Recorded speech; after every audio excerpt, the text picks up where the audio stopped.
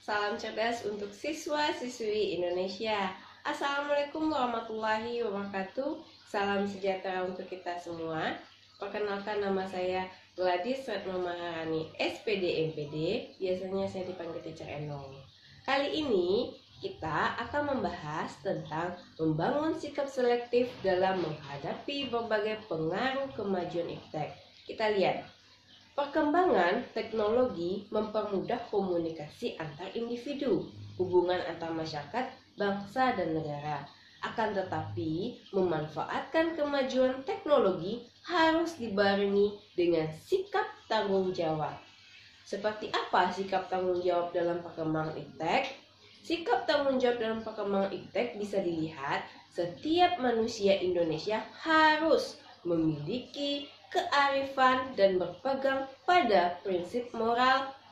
Maka iptek dimanfaatkan tanpa kearifan dan tidak dengan perkembangan moral, kecenderungan untuk merusak lingkungan lebih besar.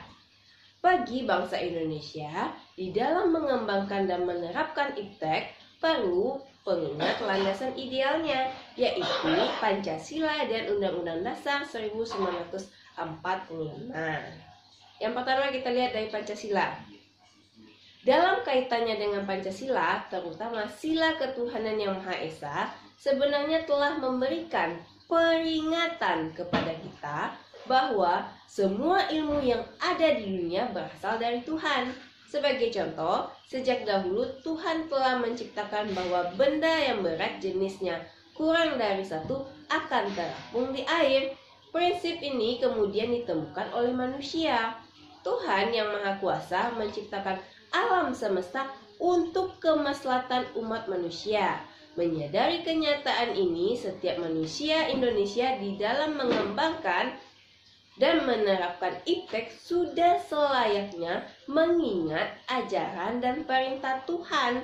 Iptek harus dikembangkan dan diterapkan untuk kemaslahatan manusia, bukan untuk menyiksa dan mencelakakan manusia.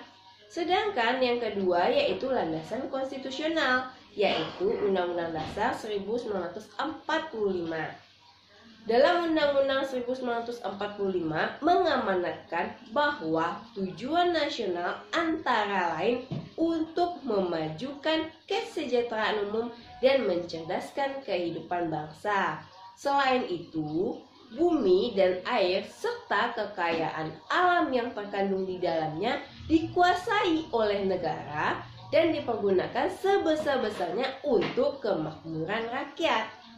Dari amanat Undang-Undang Negara Republik Indonesia inilah jelas bahwa pengembangan dan pemanfaatan iptek untuk meningkatkan kecerdasan dan kesejahteraan rakyat secara lahir maupun batin.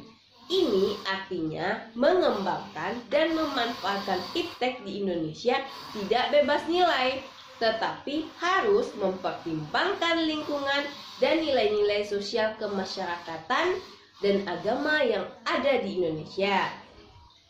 Yang berkaitan dengan rasa penuh tanggung jawab, seseorang harus sadar bahwa iptek yang dipergunakan itu dapat dipertanggungjawabkan kebenarannya.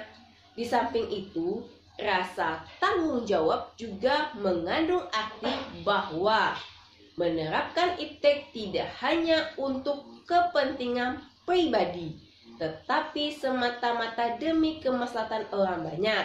Pengembangan dan pemanfaatan iptek yang selalu disertai dengan etik dan rasa tanggung jawab akan mendatangkan hikmah.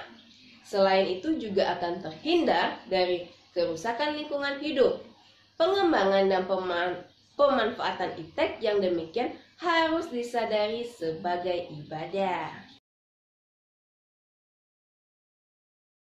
Kemudian yang kedua yaitu sikap selektif terhadap pengaruh kemajuan iptek. Sikap selektif terhadap kemajuan iptek ada di berbagai bidang. Salah satunya yaitu bidang politik, di mana sikap selektif kita bisa dilihat menyeleksi informasi atau berita sebelum disalurkan melalui media sosial.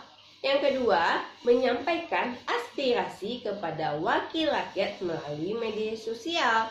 Kemudian dalam bidang ekonomi, memanfaatkan perkembangan iptek untuk melakukan perdagangan antar negara.